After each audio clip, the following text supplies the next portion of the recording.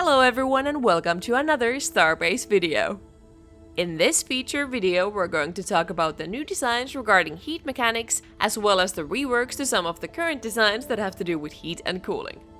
As with all the other feature videos, it's good to note that there is a possibility that the designs might change somewhat sometime in the future, and that the purpose of these videos is to show our current plans for them.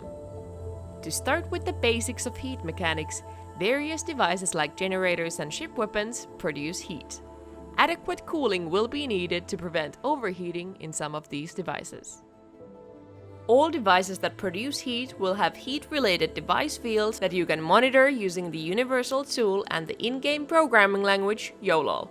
Here's an example of the generator unit's fields that show the current heat stored and the maximum amount of heat that can be stored. If the generator unit overheats, its conversion rate will go to zero and slowly start rising again, only to plummet once more if it's not being cooled enough.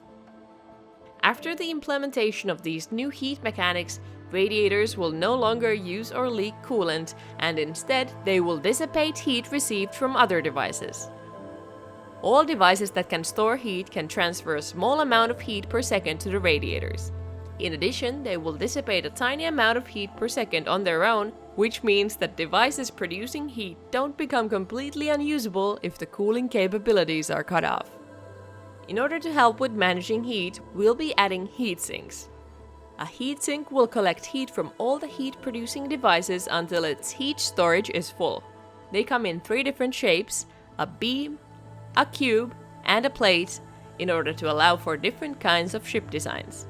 Here you can see a heatsink's device fields. Ship weapons will also need heat sinks as well as a pipe or a duct connection to the resource network to maintain cooling efficiently.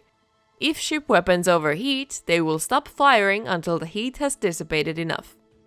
Another way to manage heat is the use of coolant, although it's only usable in generator setups. Coolant in the cooling cells can dissipate heat very rapidly, but the coolant will also deplete fast and cooling cells regenerate new coolant rather slowly. However, coolant recharge racks can regenerate coolant faster with the use of electricity. The coolant flow to the generators can be adjusted via YOLO. Next, enhancers are devices that you can add to your generator setup which increase the efficiency of the generator unit they're attached to. They boost the max electricity production with no added fuel consumption, but the downside is that it will produce extra heat. Like other devices, enhancers can also be controlled using YOLO. Now, there are many benefits to these changes that come with the new heat mechanics, as well as some unfortunate negative repercussions, which we will discuss now. Firstly, the positives. Heat amounts and maximum heat storage will be trackable in each device, which makes heat production and overheat situations more clear. Radiators will dissipate heat fairly fast, and thus the bottleneck for cooling will no longer be the radiator count, so there won't be a need for such high numbers of radiators anymore.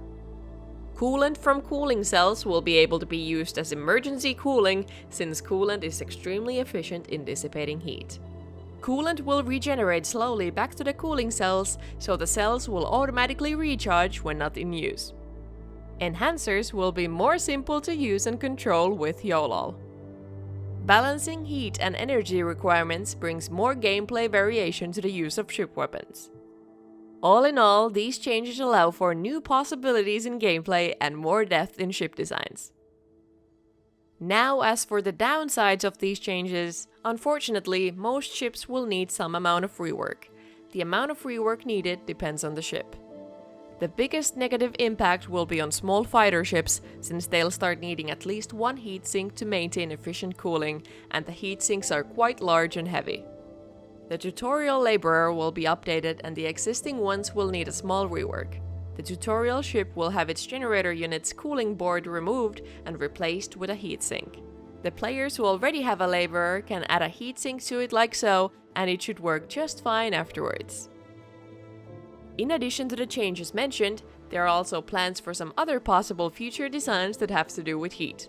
These include thrusters producing and storing heat as well, radiators needing space around them to efficiently dissipate heat, as well as heat signatures of large heat storages and high heat dissipation rates that will be detectable with heat sensors. As always, thanks for watching, and remember to join our Discord server to be up to date with all the Starbase news.